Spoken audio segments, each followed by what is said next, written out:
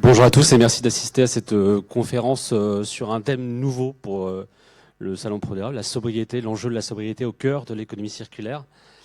Je vais présenter nos intervenants après m'être présenté moi-même.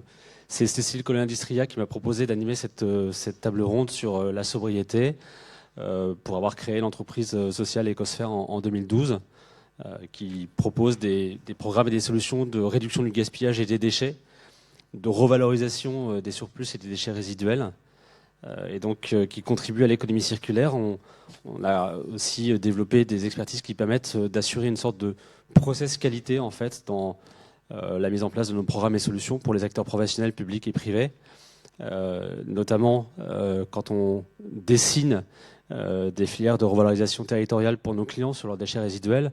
On choisit des filières de plus en plus territoriales, locales, des circuits de proximité, des filières qui ont une viabilité économique, et puis des filières dont on comprend que leurs prestations sont compatibles avec la transition écologique. J'ai constaté depuis que j'ai été rapporteur du comité de pilotage du pacte national contre le gaspillage alimentaire entre 2012 et 2014, qu'il y avait une foultitude d'initiatives qui étaient nées sur les territoires depuis 2014, 2015, depuis qu'il y a une attention très forte réglementaire, politique, sociétale sur le gaspillage alimentaire et non alimentaire. Il y a beaucoup de structures qui en fait se rémunèrent et organisent le transfert de la responsabilité du gaspillage et des déchets d'un acteur à l'autre. Et notre process qualité à nous, c'est de s'assurer que le déchet de l'un est bien la ressource de l'autre. Alors l'enjeu de sobriété au cœur de l'économie circulaire, c'est un enjeu qui nous indique en fait que l'économie circulaire, aussi bien qu'elle puisse fonctionner, se développer, innover, ne suffira sans doute pas à la préservation des ressources. C'est-à-dire que plus on recyclera, plus on pourrait être tenté en fait, de continuer à produire, à consommer et à distribuer de la même façon qu'on le fait jusqu'à présent. Et pour autant, les ressources continueront à s'appauvrir. Et puis la répartition de ces ressources aussi à se déséquilibrer. Et donc, cet enjeu de sobriété nous conduit progressivement vers des objectifs de transformation structurelle. Et c'est de cela en particulier que sont venus nous parler les trois intervenants qui sont à mes côtés, que je vais présenter dans l'ordre de leurs interventions. Donc, on va avoir 6, 7, 8 minutes d'intervention de chaque invité, puis ensuite quelques questions transversales pour chacun d'entre eux. Et puis ensuite, bien sûr, on échangera tous ensemble sur ces thématiques et sur les questions que vous pouvez leur poser, sur des interventions aussi particulières, sur cet enjeu innovant de sobriété au cœur de l'économie circulaire. Tout à ma droite, Pascal Guiot, qui est directrice générale d'une filiale de La Poste qui s'appelle Nouvelle Attitude. Ça fait beaucoup d'années que Pascal est investie à La Poste. Elle a aussi été ambassadrice de la feuille de route de l'économie circulaire que le gouvernement a publiée il y a déjà quasiment 3 ans. Tout à ma droite, Sébastien Delpont, de la société de conseil, de l'entreprise de conseil Greenflex. Il en est le directeur conseil associé. Il est aussi directeur du mouvement Energy Sprong, de massification de la rénovation zéro énergie des bâtiments. Il a développé des activités de conseil et des analyses que j'ai pu apprécier lorsqu'on a préparé ensemble son intervention sur des sujets extrêmement divers. Et à ma gauche, Claude Fromageau, qui est le directeur développement durable du groupe Rocher, du groupe Yves Rocher. Alors, un parcours particulier, puisque ingénieur agro, violoniste, dans votre biographie, c'est indiqué. Plusieurs années de pilotage du département de recherche et développement du groupe Rocher, avec, c'est notable, un groupe, une équipe scientifique de plus de 150 personnes sur un grand nombre de disciplines. Et puis, c'est depuis 2011 que vous êtes devenu le directeur développement responsable pour le groupe Rocher. J'ai prévu de proposer à Pascal Guiot de prendre la parole en premier pour illustrer comment la filiale dont elle est directrice générale aujourd'hui est rentrée et favorise à la fois l'économie circulaire et petit à petit une montée vers l'enjeu de sobriété. Merci. Bonjour à tous. J'ai choisi de vous parler d'abord de la Poste, de vous donner quelques mots sur la Poste et vous dire un petit peu comment est né le projet Nouvelle Attitude et le projet Rosigo. Ce qu'on voit aujourd'hui, c'est que dans l'économie circulaire, il y a beaucoup d'acteurs qui travaillent ensemble pour réussir localement pour construire des belles idées et arriver à des vrais résultats. Mais on s'aperçoit souvent que la collecte et la logistique d'acheminement des gisements ou des ressources sont aujourd'hui souvent des points durs dans la mise en œuvre des solutions d'économie circulaire. Or, il se trouve que la Poste se positionne justement comme un acteur pour sa capacité à capter des gisements ou des ressources diffuses dans les entreprises ou chez les particuliers, en mutualisant ces moyens historiques construits au départ, comme vous le savez, à l'origine pour collecter les lettres, donc pour des missions de service public. 70 000 facteurs, 80 000 véhicules, dont la moitié environ en véhicules électriques. La Poste collecte dans les territoires, directement dans les entreprises ou via ces nombreux points de collecte, les bureaux de poste ou même les boîtes aux lettres. Un exemple pour illustrer ça, la collecte des téléphones usagers, organisée avec Écosystème depuis quelques mois maintenant, qui permet donc aux particuliers d'envoyer directement par une enveloppe prépayée son vieux téléphone pour le réparer ou le recycler chez Atelier du Bocage, qui est une entreprise d'insertion des Deux-Sèvres, près de Cholet. Voilà. Ensuite, comment est né le projet Nouvelle Attitude, le projet Rosigo ? Le projet Rosigo, il est né en 2012, donc c'est fruit de la rencontre entre la Poste et une entreprise d'insertion des Yvelines, Nouvelle Attitude. À l'époque, la Poste réfléchissait à la manière d'optimiser ses tournées de distribution, puisque vous savez que le facteur, au fur et à mesure de sa tournée, vide son véhicule. Et donc, l'idée de départ au niveau de la Poste, c'était de réfléchir à la manière au service qu'on pouvait proposer aux entreprises pour cette fois remplir le véhicule au retour de la tournée. À ce moment-là, on s'est aperçu qu'il y avait un vrai déficit de collecte des vieux papiers dans les entreprises et en particulier dans les petites et moyennes entreprises. Les grands opérateurs vont plutôt chercher des grands gisements, mais les petites et moyennes entreprises, à cette époque-là, n'avaient pas de solution de collecte. Nouvelle Attitude a apporté à ce moment-là un vrai savoir-faire sur le tri des matières, sur un nouveau métier à la Poste, qui plus est avec du personnel en insertion, donc avec des valeurs sociales fortes, cohérentes avec l'ADN de la Poste. De là est née l'offre Rosigo, qui est donc une offre commerciale qui propose aux entreprises de venir collecter dans leurs locaux les papiers usagés pour les recycler. Donc on est sur un schéma de collecte très régulier, puisque le facteur passe souvent. On vient souvent chercher le papier usagé pour pouvoir donc le recycler chez Nouvelle Attitude. Alors, un petit mot sur l'évolution de cette offre avant de revenir à Nouvelle Attitude. Depuis 2018, l'offre s'est encore renforcée avec la création de Rosigo SAS, qui est une joint venture entre La Poste et Suez, et ce qui a permis d'élargir la collecte à l'ensemble des déchets de bureau, et ce qui permet donc aux entreprises de répondre à leurs obligations légales, notamment par rapport au décret 5 flux. Donc, ce qu'il faut bien comprendre dans la création de ce nouveau service, c'est que dès le départ, le parti pris a été vraiment la sobriété. Je vais l'illustrer par 3 éléments. D'une part, la mutualisation des moyens de collecte. C'est-à-dire qu'on n'a pas créé un énième contenant, on n'a pas créé des liaisons supplémentaires de collecte. L'un des premiers schémas, c'était de pouvoir réutiliser les moyens existants. Deuxième élément important, c'est qu'on a, je l'ai dit tout à l'heure, on a intégré ce service dans la tournée du facteur. Et enfin, on a travaillé aussi sur l'optimisation du remplissage des camions, puisque vous le savez, on a un certain nombre de liaisons partout en France tous les jours, un nombre important, et certaines liaisons ne sont pas remplies puisque le courrier ne remplit pas forcément le camion. Donc l'idée, c'était aussi de pouvoir utiliser cette place vide pour pouvoir transporter autre chose à moindre coût, pour là aussi rentrer dans cette logique de sobriété. Ce qu'il faut donc comprendre ensuite, c'est que les gisements, donc une fois collectés dans les entreprises, suivent le réseau postal, sont massifiés, puis acheminés vers un centre Nouvelle Attitude qui est proche d'un centre postal. En France, aujourd'hui, nous avons 6 sites Nouvelle Attitude. Donc 6 sites Nouvelle Attitude pour environ 120 personnes. Je vous le disais, nous avons des personnels en insertion. Donc les personnes en insertion représentent à peu près la moitié de l'effectif. Voilà, donc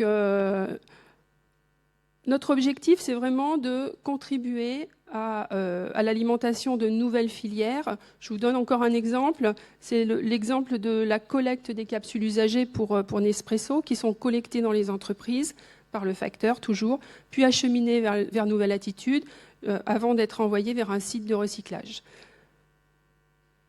Voilà. Merci Pascal, on aura l'occasion de préciser un certain nombre de choses sur les activités de la Nouvelle Attitude de la Poste. Greenflex, du fait que c'est une entreprise de conseil, a une palette d'expertise assez large sur ces problématiques-là et sur les solutions qu'elle apporte en fait à ses clients. Allez-y, Sébastien. Bonjour à tous. Donc on n'est pas qu'une entreprise de conseil, c'est 20% de nos effectifs. Notre métier, c'est d'accompagner le changement écologique des organisations. Effectivement, une brique de départ peut être effectivement de se poser la question comment j'y vais. Et puis ensuite, on a des gens chez nous qui accompagnent de façon un peu opérationnelle les projets à prendre vie. On accompagne les équipes opérationnelles. Et on travaille aussi sur des solutions de financement parce que l'économie circulaire, c'est aussi repenser les modèles d'affaires. Passer de la propriété à tout prix à parfois des solutions de financement par l'économie de la fonctionnalité et d'avoir de location plutôt que de l'usage. Et c'est aussi des choses qu'on vise à mettre en œuvre. Donc nous, on est parti au départ de l'énergie, des ambitions énergie-climat. Et assez vite, on se rend compte, quand, comme moi, on travaille pour des opérateurs humains, des acteurs de la ville durable au sens large, que c'est juste pas assez si on veut une ville zéro carbone demain. Qu'il y a un sujet majeur d'adresser bien évidemment ces questions de baisser les consommations, de produire en renouvelable autant que possible. Mais après, il reste 3 sujets majeurs dans les villes, qui sont l'impact carbone résiduel, que sont celui des matériaux, qu'on ne se mente pas, des villes en béton ou des villes en bois, c'est pas la même impact carbone, avec tous les autres enjeux ressources qui vont à côté. Et puis ensuite des sujets de mobilité, des sujets d'agriculture. Et ça pose la question de se dire comment on adresse bien et proprement pour des villes zéro carbone ces questions de la matière. Et comment on se prend conscience que l'énergie n'est qu'une matière comme les autres, qu'on a su commencer à faire les choses un peu dans leur bon ordre, dans l'énergie, en commençant par la sobriété, et qu'une fois qu'on a été un peu sobre, on devient efficace, et ensuite on passe au renouvelable, cette logique un peu négawatt, qui est en tout cas bien comprise, à grande échelle, bien comprise jusqu'au point où le plan de relance de la semaine dernière, il commence par le bon sujet. Ça commence par la rénovation avant de parler d'hydrogène, ce qui est quand même un progrès. C'est plus la 5e roue du carrosse, l'efficacité ou la sobriété, et ça c'est quand même plutôt vertueux que ces choses évoluent. Après, je pense que sur cette question de gérer mieux la matière dans le bon ordre, effectivement, le recyclage n'est pas le sujet qui va tout régler, et on ne obtiendra aucun des objectifs d'ambition matière si on ne reste pas tous les sujets dans le bon ordre. Et clairement, la sobriété doit être le premier sujet. Alors pour l'illustrer de façon très concrète, dans des sujets qui me parlent, la ville, ça veut dire quoi? Ça veut dire que quand j'ai un siège social avec 300 personnes et que je mets par exemple 10 mètres carrés par personne, j'ai 3000 mètres carrés, et qu'on déménage, la question qui se pose avant tout, c'est est-ce qu'on a besoin de 3000 mètres carrés? C'est ça cette question de la sobriété. Est-ce qu'aujourd'hui il y a un fonctionnement des usages qui peut être fait différemment? Même en période pré-Covid, donc avant ce qui s'est passé au printemps, le taux moyen d'occupation des bureaux, ce que personne se dit et tout le monde se ment, c'est 40%. C'est-à-dire que 60% des bureaux sont vides en instant T. Pourquoi? Parce qu'un tel est en déplacement chez un client, en province, en vadrouille. Mais ça veut dire qu'on a en permanence 60% d'espace vide dans les bureaux. Donc se réinterroger, sans forcer tout le monde à être en open space, il y a peut-être des métiers qui vivent plus ou moins bien, mais comment on va partager des espaces, partager des bureaux, et peut-être qu'on peut avoir 300 salariés heureux dans beaucoup moins que 3000 mètres carrés. Et que de la même façon, le bâtiment le plus sobre, le plus durable, le plus circulaire, c'est pas celui qui est en 100% bois. C'est celui qui commence par être 30% de mètres carrés en moins, et on commence à avoir moins de matière. Par contre, on réfléchit avec intelligence la conception de cet espace, pour que la cantine se transforme en salle de conférence, que des bureaux soient modulables, que les fonctionnels soient partout. Donc ça nécessite une intelligence de conception, certes, mais qui nécessite de repenser ce besoin et cette sobriété in fine. Avant, bien sûr, d'être efficace, quand je me suis mis d'accord que c'était pas 10 000 m² dont j'avais besoin, mais plutôt 7 000 m² pour que ça fonctionne, comment je construis avec le moins des matériaux impactants, voilà, comment on essaye de ne pas gaspiller la matière, même dans la construction, avant d'embarquer cette question, voilà, d'utiliser un maximum de matériaux issus du réemploi, recyclés, ou de filières bio ou géosourcées. Donc je pense que c'est vraiment essentiel d'accompagner cette direction. Il y a beaucoup de choses qui ont été bien comprises sur ces questions énergétiques. Et maintenant, notre défi, c'est faire ce qu'on a fait sur l'énergie, l'efficacité énergétique il y a 10 ans. Commencer par, dans le bon ordre, la sobriété, avant de passer à ces questions de longévité, efficacité et de qualité du mix matière final. Alors c'est pas simple, tout le monde n'est pas préparé, on préférerait avoir une solution clé en main, mais ça nécessite une intelligence situationnelle, de travailler avec les uns et les autres, dans cette logique d'écosystème, et il n'y a qu'à ce prix qu'on arrivera à des villes zéro carbone. Merci. Un groupe comme Yves Rocher, avec vous, en fait, Claude Fromageau, développe des activités et une méthodologie de mobilisation, en fait, des collaborateurs, des fournisseurs, des prestataires, des clients, appliqués aux produits, pour le coup. À la manière dont vous faites évoluer les produits, allez-y. Ce que je peux faire aujourd'hui, c'est témoigner avec vous de la manière dont notre collectif est en train de bouger. La première chose en préambule, c'est de dire aujourd'hui, c'est absolument fondamental d'avoir la conscience que le monde, la Terre, est en train d'évoluer extrêmement fortement. Cette conscience de la crise de l'Anthropocène est fondamentale auprès des collaborateurs. Et c'est pour ça que, je vous en parlerai tout à l'heure, notre groupe a décidé de devenir société à mission au sens de l'embarquement de ce que nous faisons en termes de business économique, mais aussi du rapport à la planète, devient consubstantiel de notre destinée. Donc, deuxième préambule, il n'y a plus besoin de parler de développement durable ou de développement responsable. En fait, c'est vraiment la manière dont aujourd'hui on fait bouger nos activités qui devient essentielle. C'est à ce titre-là que notre mission, qui est reconnecter les gens à la nature, nous semble fondamentale. Cette conscience-là est la seule à même capable de nous faire vraiment bouger pour transformer les choses. Alors moi je dirais que les leviers dont je peux témoigner aujourd'hui pour dire pourquoi cet embarquement autour de la sobriété, autour des nouvelles économies est fondamental, je crois d'abord qu'il faut retourner, nous en tout cas, on s'est retourné vers notre ADN. Qui on était? On était des hommes de l'Agacie, un petit village qui avait décidé, en particulier M. Rocher, de faire une économie qui puisse redonner vie au territoire avec des produits de consommation. C'est retourner toujours à ce qu'on est, à notre ADN, nous retourner à l'Agacie en permanence pour voir quelle est l'évolution de ce territoire, c'est absolument fondamental. La deuxième dimension, c'est de bien trouver quels sont vos éclaireurs. Nous avons eu la chance chez nous d'avoir à la fois la famille, Rocher, c'est évidemment extrêmement favorable d'avoir une famille qui voit à long terme, mais aussi on a eu des corps comme la Fondation Yves Rocher qui en permanence a été comme un phare, nous éclairant sur cette crise de l'Anthropocène, cette crise de la Terre que vous connaissez. Ces éclairages sont très importants. Le troisième point, je crois que c'est l'action. À l'Agacie, j'y reviendrai souvent parce qu'on peut parler d'autres sites de notre groupe et je vais y venir après, mais nous avons des expérimentations. Depuis déjà des années, plus de 10 ans, des chaudières à bois qui remplacent des chaudières à fioul. Ça, c'est l'initiative de personnes directement impliquées dans les ateliers. C'est vraiment important. Nous avons aussi des jardins botaniques, des cultures agronomiques, agroforestières, agroécologiques. On travaille. Et je crois que la seule façon de vraiment faire bouger les choses, c'est d'expérimenter, d'être confronté à la réalité des choses, parce que ça fait quand même du bien de ne pas toujours penser qu'on va y arriver d'un site parisien. Ensuite, je crois qu'il y a quelque chose qui a été très, très, très chouette chez nous, c'est la profondeur.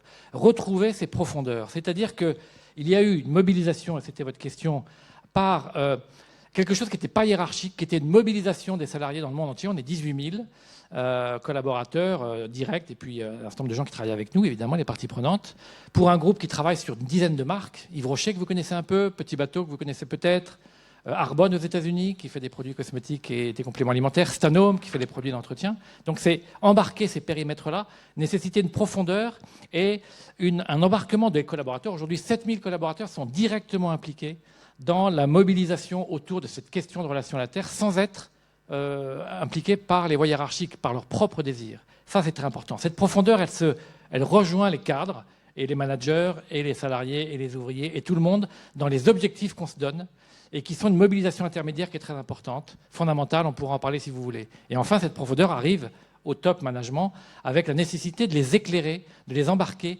et de faire en sorte qu'ils soient complètement mobilisés. Une fois qu'on a parlé de la profondeur, il y a la surface. Je vous ai parlé des marques, je vous ai parlé de cette nécessité que chaque marque trouve aussi sa manière avec les consommateurs de transformer cette sobriété, de trouver sa relation, son discours, sa parole avec ses consommatrices et vice-versa. Utiliser, travailler avec les consommatrices dans ce qu'elles ont à dire. Enfin, la temporalité, c'est pour moi capital. Il faut être capable de respirer, il faut être capable de trouver des accélérations, des ralentissements, des choses qui permettent de vraiment penser sa raison d'être, son destin, dans une temporalité qui voit très loin.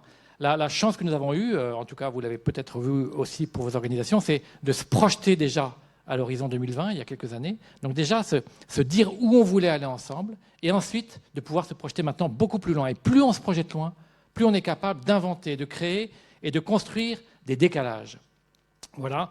Donc ça nous permet quoi? Ça nous permet d'arriver à ces questions-là, soit des produits, la manière de tacler les questions de plastique, les questions d'emballage, mais aussi les questions de formules, d'ingrédients, mais aussi les questions pour les ateliers ou les usines ou les transports, la logistique, la question de l'empreinte énergétique de nos activités.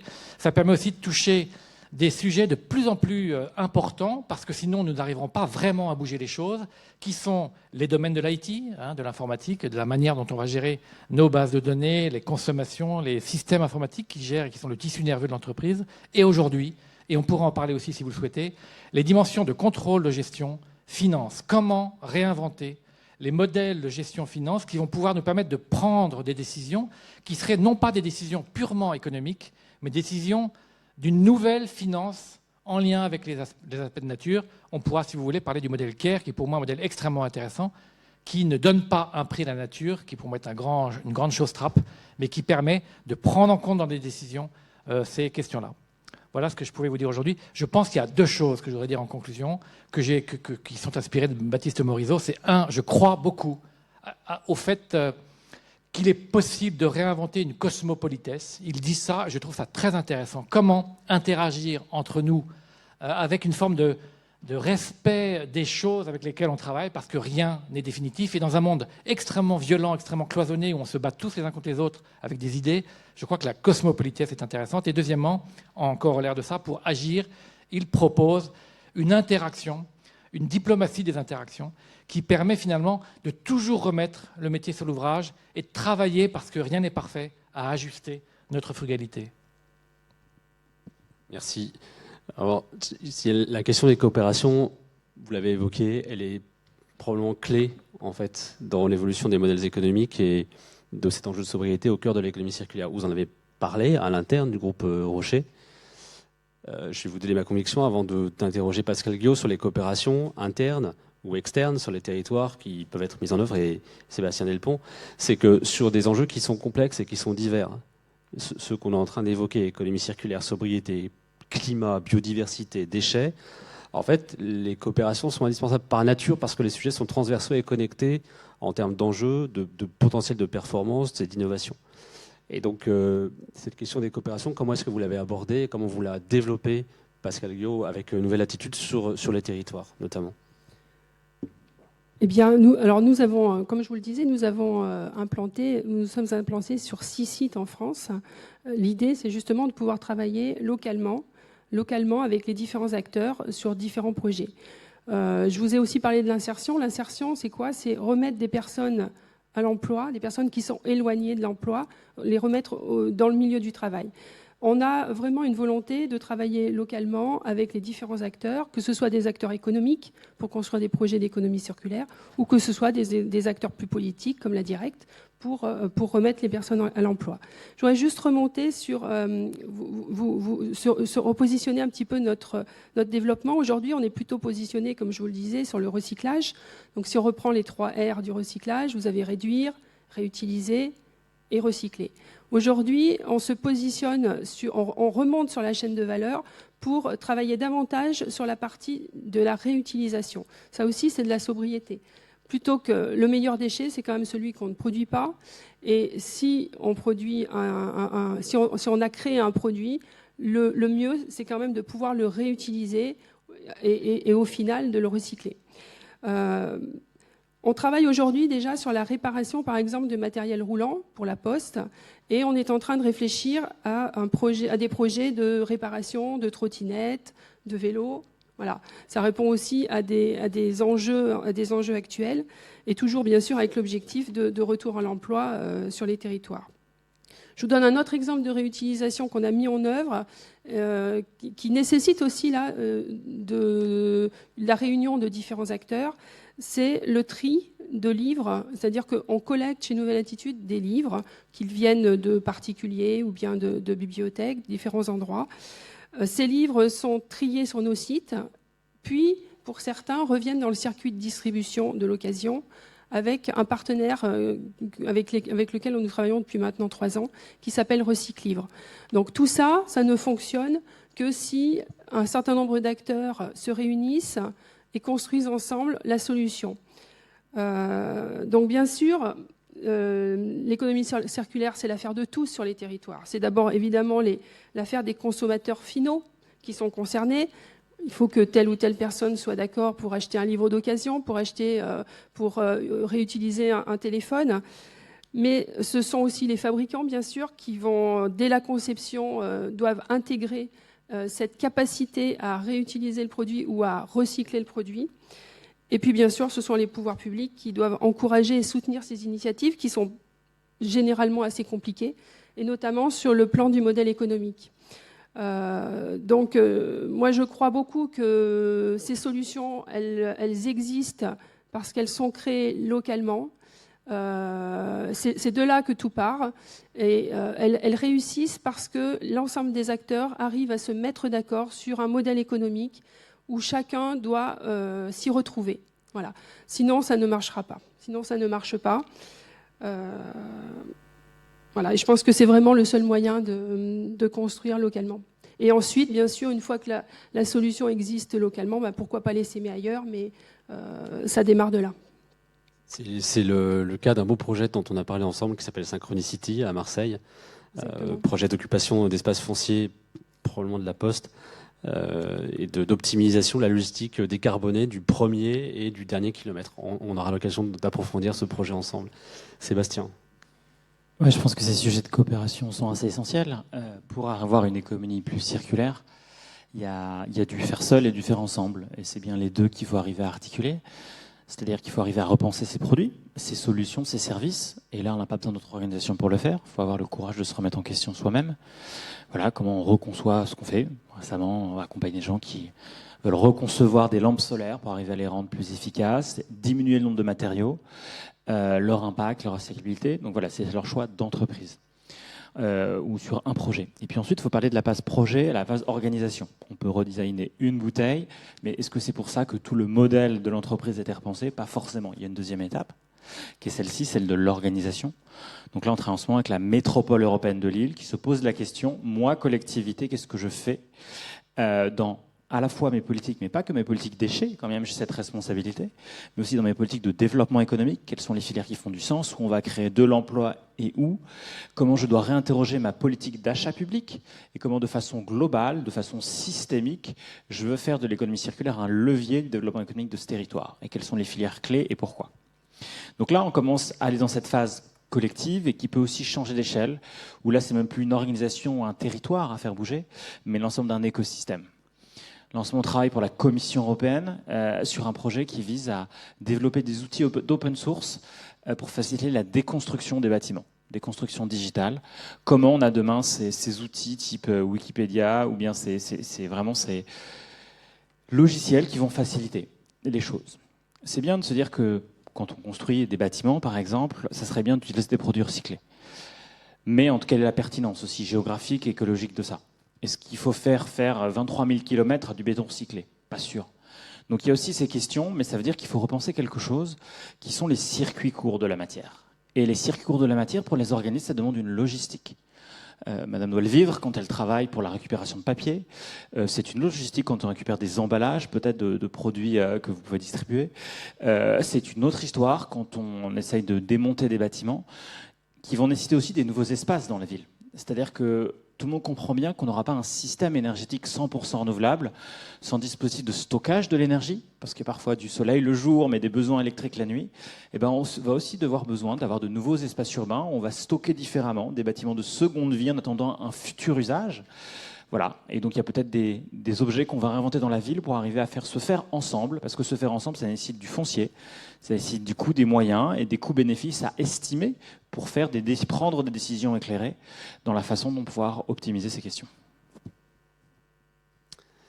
Les modèles économiques évoluent en fait sur les produits avec des innovations, des recherches, des ambitions de sobriété et d'économie circulaire. Vous l'avez évoqué sur les produits tels que les shampoings, on pourrait peut-être détailler. Et puis revenir aussi assez rapidement à la question de l'incitation. Pour les clients à acquérir des types de produits ou des types de modèles économiques qui soient plus sobres. Ce matin intervenaient les élus de la région Provence-Alpes-Côte d'Azur et Île-de-France sur leur stratégie économie circulaire. Et eux n'ont pas la possibilité, par exemple, de provoquer une TVA incitative à l'achat de produits, voire de services, pourquoi pas, qui soient conçus sur cette démarche, cet enjeu de sobriété. Je pense que c'est des sujets parmi les plus complexes. D'abord, oui, en fait, il y a l'embarquement, comme l'ont évoqué les autres intervenants, l'embarquement des salariés, des experts, qui devient aujourd'hui absolument crucial. Les salariés en premier, les partenaires, les fournisseurs, les experts. Après ça, comment est-ce qu'on fait pour changer ? Je pense qu'il y a aujourd'hui un foisonnement de recherche là-dessus. Nous sommes partie prenante avec Auré de tas de recherches avec les autorités régionales, avec l'État. Nous travaillons aussi au Global Partnership des Nations Unies sur les questions de business et biodiversité pour voir quels sont les différents types d'ouverture qu'on peut imaginer collectivement. En fait, je crois qu'il y a les modèles de subvention que les États et que les autorités peuvent mettre en place pour essayer de faire enclencher des nouvelles manières de faire les choses.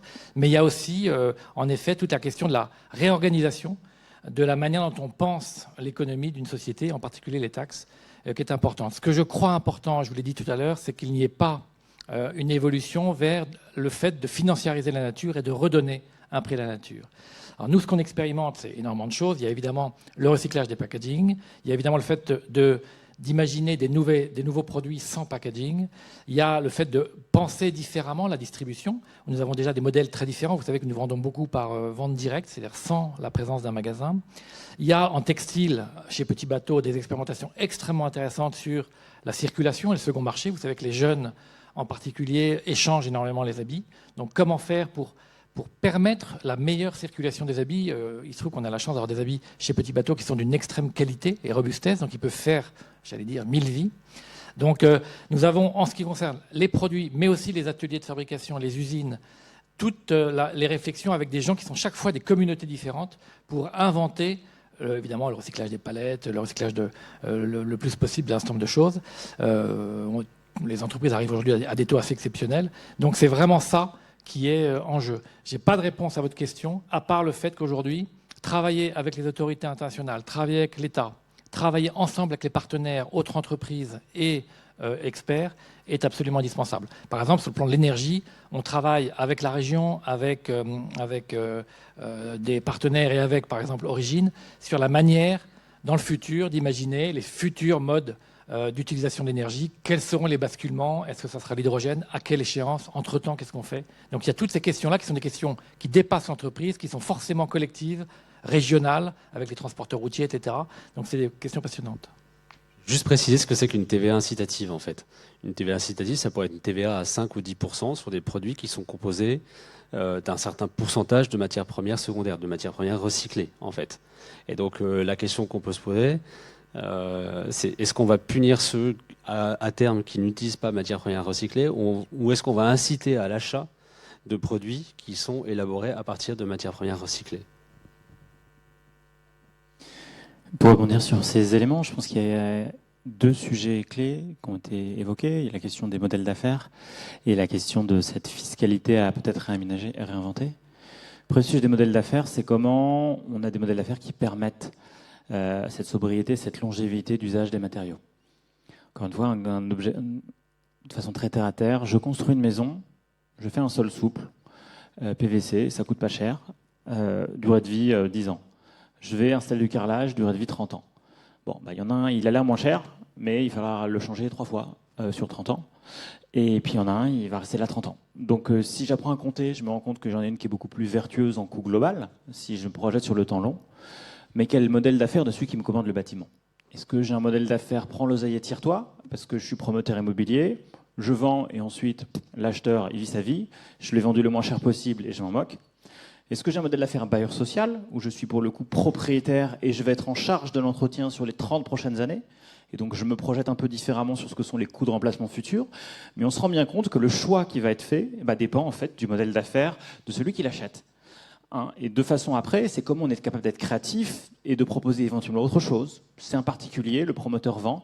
Est-ce qu'il a la curiosité de proposer autre chose? Alors en fait, on vous vend votre maison, mais vous ne serez pas propriétaire du sol. Pardon? Parce qu'en fait, le fournisseur vous fera payer un loyer sol. Alors on se dit, mais c'est pas comme ça qu'on fait. Peut-être. Mais les choses évoluent et on voit de plus en plus de modèles d'affaires qui évoluent pour permettre ça. Mais effectivement, si je fabriquais du carrelage, je me mets à faire de la location de carrelage, on dit, mais c'est pas comme ça que je fais d'habitude. Certes.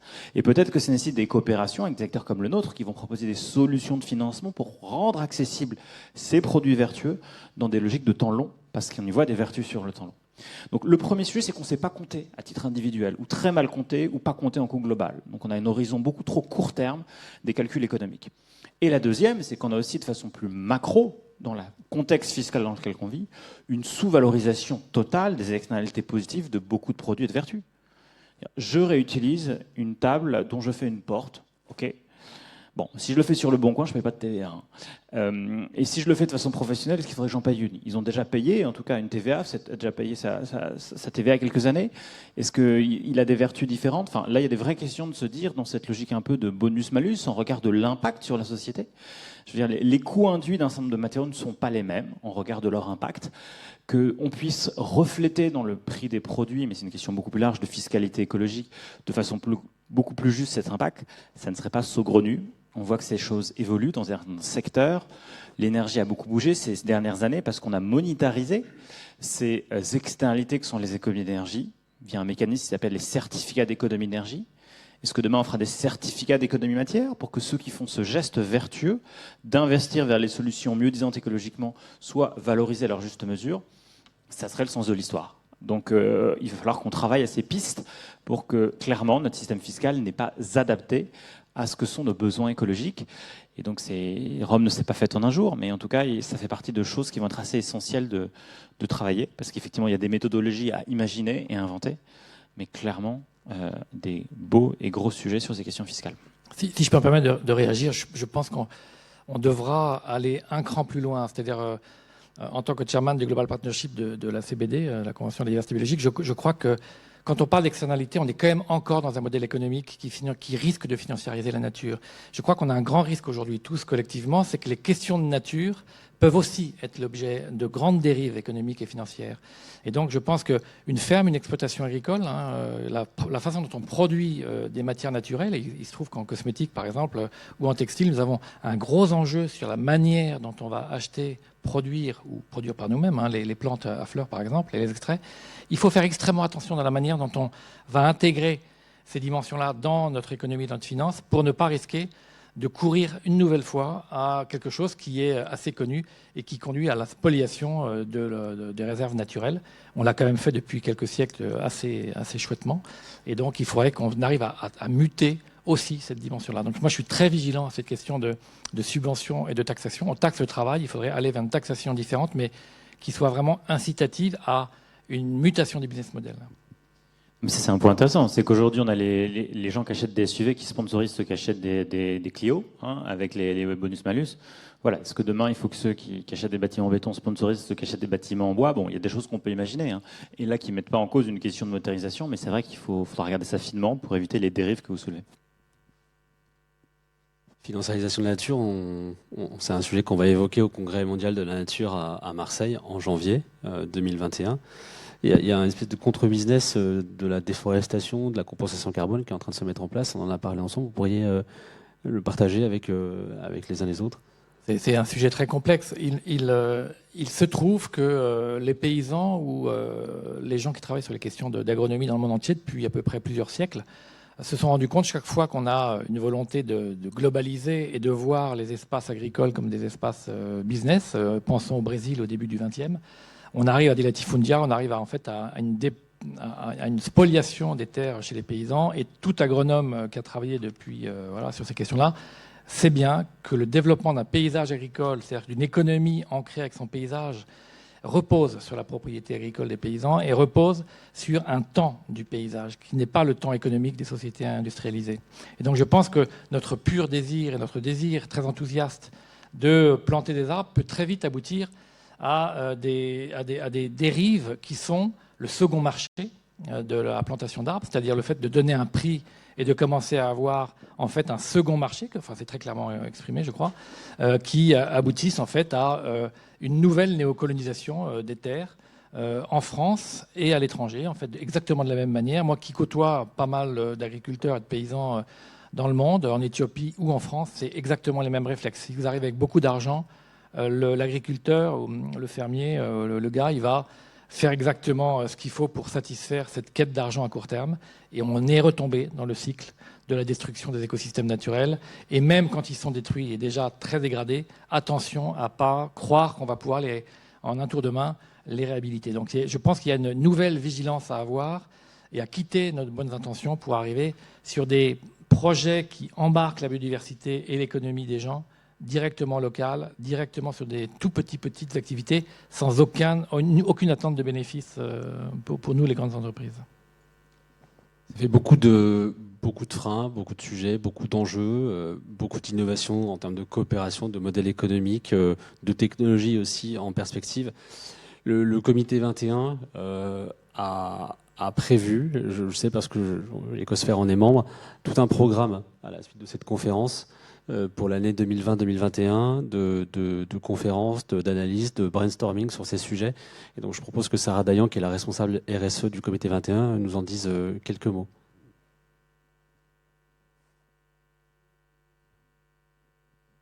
Et entre-temps, je pourrais, si vous le souhaitez, en réponse aux questions, vous parler du modèle CARE, qui est un modèle qui, fondamentalement, ne met pas la nature comme un actif, comme quelque chose sur lequel on va pouvoir mettre de l'argent, mais comme un passif, c'est-à-dire comme un capital qu'il va falloir conserver.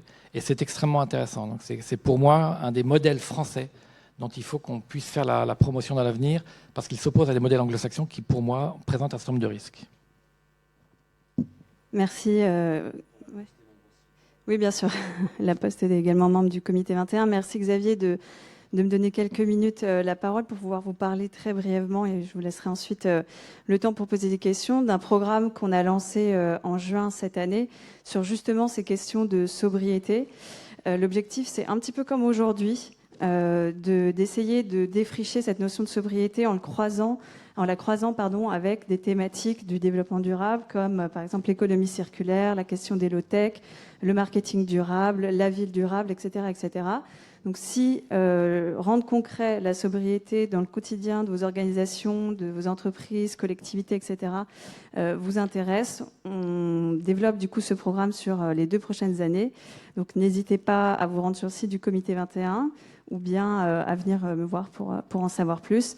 Pour ceux qui ne connaissaient pas le comité 21, et j'aurais dû commencer par là, c'est un réseau multi-acteurs pour le développement durable qui donc accompagne ses membres dans leur appropriation justement d'un certain nombre d'enjeux du développement durable. Voilà, merci beaucoup. Je voulais dire sur sa question de sobriété, je pense que c'est important de le réinventer, ces sobriétés, et de sortir de la vision que performance économique et sobriété ne vont pas forcément de pair. Je donnais l'exemple tout à l'heure d'un bâtiment où, parce qu'on a réfléchi la sobriété et le besoin avant tout, on construit une tenue 7000 carrés plutôt que 10 000 mètres carrés. Il va de soi que construire 7000 carrés plutôt que 10 000 mètres carrés, ça fait moins de matière, mais ça fait moins cher aussi pour celui qui construit, qui occupe les logements.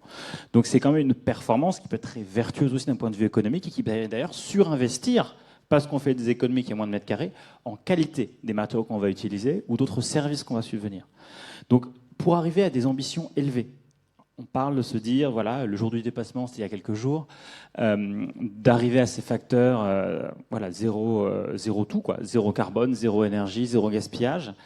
Il va falloir qu'on active toutes les briques. Et une des briques essentielles sera la sobriété. Alors, sobriété en tant que telle, c'est peut-être ce qui fait le plus rêver, mais en tout cas, c'est celle qui permet que tout boucle entre ces démarches de sobriété, l'intégration de ces questions après de longévité des matériaux rajouter ou améliorer, et puis cette question de meilleur mix matériaux. Donc je pense que c'est une condition essentielle d'atteindre des objectifs ambitieux qu'on doit se fixer de façon indispensable, et ça ne va pas forcément avec mauvaise performance économique, parfois ça va très très bien ensemble. C'est important ce message. S'il y a quelques questions, 2 questions dans la salle, on les prend. Évidemment, il n'y a pas de micro qui circule pour des raisons de sécurité sanitaire, donc il faut se lever, se présenter et puis parler fort. Monsieur ?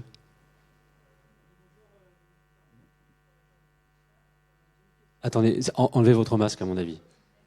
Merci.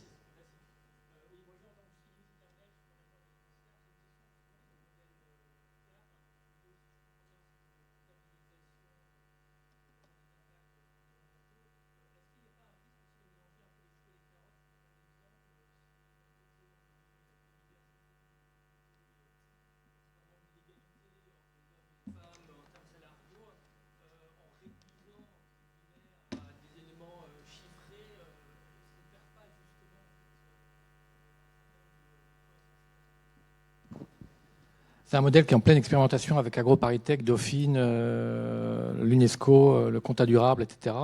Donc c'est vraiment un modèle qui est en train de voir comment on va pouvoir intégrer de nouvelles manières de faire de la compta. Ce que vous dites est vrai, mais en fait, dans un modèle CARE, il n'empêche pas que l'entreprise fait déjà un diagnostic de son business model et de qu'est-ce qui va être pertinent. Une analyse de robustesse, matrice de matérialité si vous voulez. Et donc ce qu'elle va compter, c'est pas tout.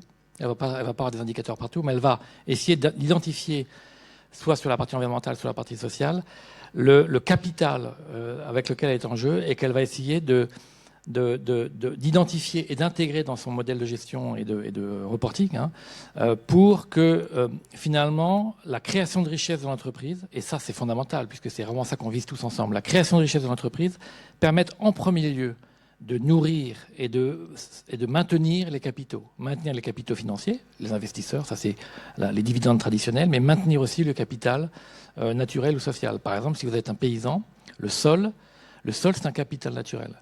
Le fait que faire du blé, ça, c'est de l'actif. Mais par contre, le fait de dire, je vais transmettre soit à mes enfants, soit maintenant, vous savez qu'il y a superposition. Les gens qui possèdent les terres, c'est pas forcément ceux qui les cultivent, mais la terre va être un capital nourri par l'activité économique pour qu'elle soit transmise en bon état avec les vers de terre et tout ce qui va bien aux successeurs. Et donc ça, ce flux d'argent de l'activité économique qui permet cet entretien de la terre va être comptabilisé comme un entretien du capital et non pas comme un actif ou comme une externalité. Je ne sais pas si je réponds à vos questions, j'en suis que là, je suis aussi en expérimentation.